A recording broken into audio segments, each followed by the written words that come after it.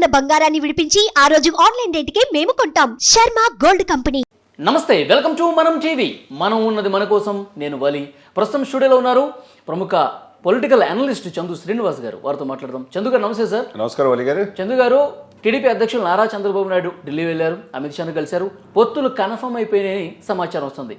ఇక ఇవాళ రేపు అధికారిక ప్రకటన కూడా వచ్చేస్తుందని ఒక సమాచారం ఉంది. ఇప్పుడు ఏపీ ముఖ్యమంత్రి వైఎస్ జగన్ గారు ఢిల్లీ వెళ్లారు. ప్రధానితో పాటు కేంద్ర మంత్రులను కలవబోతున్నారు. ఏంటి ఈ భేటీ వెనక అసలు ఉద్దేశం ఏమై ఉండొచ్చు? అయిపోయింది, డిసైడ్ అయిపోయింది. చాలాసార్లు మీరు నేను డిస్కషన్ చేసుకుంటే టీడీపీ వాళ్ళు ఇష్టపడతలేదు కదా అని చెప్పేసి ఇది జరగదు, పొత్తులు బీజేపీ కలవదు అని రకరకాలుగా చాలాసార్లు మీరు కూడా అనటం జరిగింది. కానీ నేనేమన్నాను, 10వ తారీఖులో పని జరుగుతాయి అన్న. పని రాకముందే పని కానిచ్చారు. అంటే ఇక్కడ అంటే సరైన సమయంలో జగన్ గారు దాదాపు 1 మంత్ నుంచి ఏదో అపాయింట్మెంట్ కూడా ప్రయత్నం చేస్తున్నారు. నిన్న రమ్మన్నారని తెలిసింది. అంటే 1 మంత్ నుంచి ఇవ్వట్లేదా? కావాల్సిన ఇవ్వట్లేదని చెప్పి తెలుస్తుంది, మీడియా ద్వారా సమాచారం మనకి. దాంట్లో భాగంగా ఆయన అమిత్ షా వారి అపాయింట్మెంట్ నిన్న నైట్ ఉంటుందన్నారు. అది కూడా నిన్న దొరకలా. లేకపోతే ఈరోజు ప్రైమ్ మినిస్టర్ గారు ఇది ఉంటుంది, మరి అమావాస్య రోజు అది కూడా వర్కౌట్ అవుతుందో లేదు అంటే చివరి ఇది కావచ్చు. అంటే నిజంగా రాష్ట్ర ప్రయోజనాల కోసమే ప్రత్యేక హోదానో లేకపోతే విభజన హామీలోనో లేకపోతే పోలవరం గురించో ఇట్లా రాష్ట్రానికి సంబంధించిన అంశాలే మాట్లాడతారా, లేకపోతే వేరే అంశాలు ఏమైనా మాట్లాడే అవకాశం ఉందా? కలిగారు. మీరు కూడా దాదాపు 15 సంవత్సరాల జర్నలిజంలో అపారమైన అనుభవం, ఎంతోమంది ఇంటర్వ్యూ చేస్తుంటారు. రాష్ట్ర ప్రయోజనాల కోసం అయితే 4 మాసాలు 9 నెలలు, దాదాపు ఇంకో 2 మంత్స్లో ఎలక్షన్స్ వచ్చేస్తుంది. 70 రోజుల సమయం. రాష్ట్ర ప్రయోజనాలు ఇన్ని సంవత్సరాలు 4.5 సంవత్సరాలు ఏమైపోయినాయి? స్పెషల్ స్టేటస్ మీరు ఎందుకు తీసుకురాలేపారు? 22 మంది ఎంపీలు రాజ్యసభలో కలిపి 30 మంది మీ చేతిలో ఉంటే 151 సీట్లు మ్యాండేటరీ మీకు ఎవ్వరు ఏకఛత్రాధిపత్యం వహించారు కదా, మీరు చెప్పిందే వేదం కదా. అటువంటిది ఏ రోజైనా స్పెషల్ స్టేటస్ నాకు కావాలని గట్టిగా మీరు పార్లమెంట్లో కానీ రాజ్యసభలో కానీ నిలదీశారా? First point. ఒక లేమెన్ కదా, ఒక లామెన్గా అడుగుతున్నా. రెండో పాయింట్, పోలవరం పూర్తి చేయగలిగారా? లేకపోతే మూడోది, కేంద్ర ప్రభుత్వ నిధుల విషయంలో ఎప్పటికప్పుడు వాళ్ళు చెప్పినట్టు వింటున్నారు తప్పితే ఏదైనా చేస్తున్నారా? వాళ్ళు పొత్తులో రమ్మనకుండానే మీరే పోయి వాళ్ళ దగ్గరికి ఏంది కావాలంటే అది మద్దతు తెలియజేస్తున్నారు. జాబు క్యాలెండర్ లేదు, సరైన రోడ్లు లేవు, అసలు బటన్ నొక్కితే పథకాలు వెళ్ళిపోతున్నాయని చెప్పి కొన్ని లక్షల కోట్లు. అంటే ఇన్ని సంవత్సరాలు అడగట్లేదు, రాష్ట్రానికి ప్రయోజనం చేకూరలేదు అని చెప్తున్నారు. అంటే ఇప్పుడేంటి, ఎలక్షన్ ముందు కలవాల్సిన అవసరం ఏంటి? 2-3 విషయాలు సార్. ఒకటి, ఆయన ప్రధాన ప్రతినిధిగా విజయసాయిరెడ్డి గారు రాజ్యసభలో పాపం చివరి ప్రయత్నం చేశాడు. ఏంటి, కాంగ్రెస్ని విపరీతంగా తిట్టి ఇక అధికారం రాదు అని చెప్పి, అంటే బీజేపీ వాళ్ళు మనల్ని పొందడానికి, బీజేపీతో టీడీపీ పొత్తు కలగకుండా ఉండడానికి చాలా రకాల ప్రయత్నాలు ఆయన చేశాడు విజయసాయిరెడ్డి గారు. అది వర్కౌట్ అయిపోయింది. ఇకపోతే ఏంటంటే బీజేపీ ఏంటంటే రామ మందిర నిర్మాణం కావచ్చు, వాళ్ళకున్న పారామీటర్స్ ఎలక్షన్స్ కావచ్చు, ఒక సిస్టమ్ ప్రకారం వెళ్తారు వాళ్ళు దీర్ఘకాలిక ప్రయోజనాలు రీత్యా.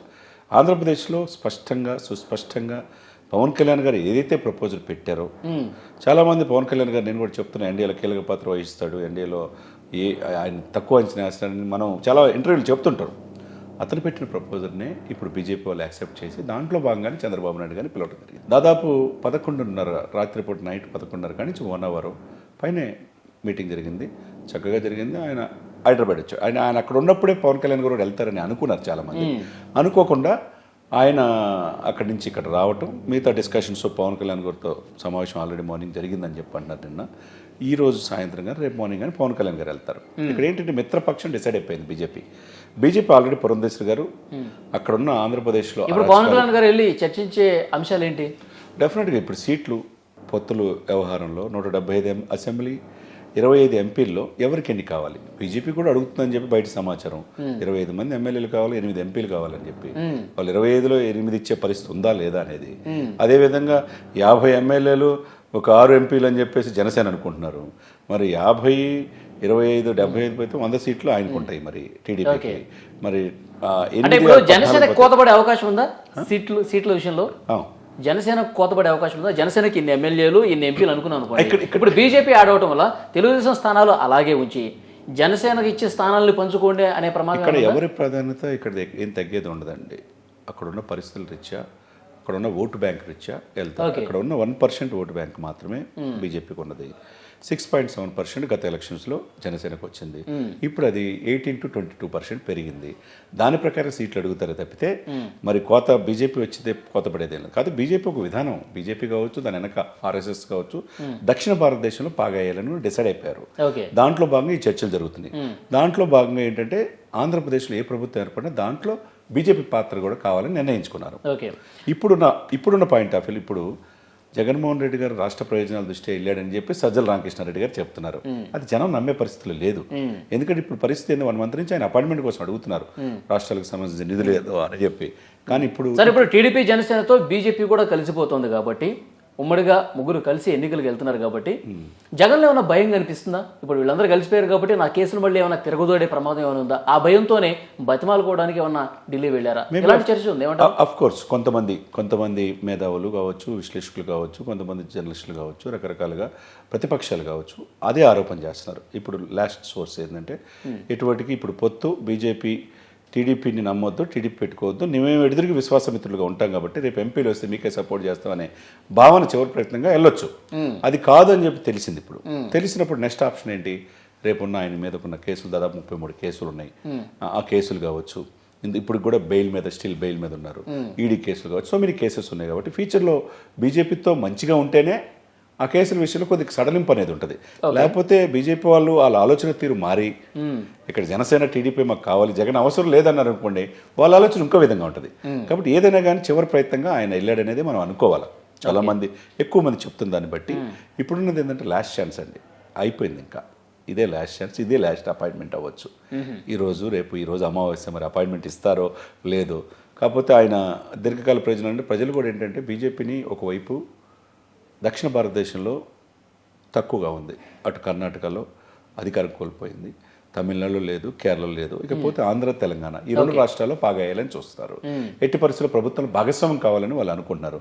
వాళ్ళకి కావాల్సింది ఎంపీ సీట్స్.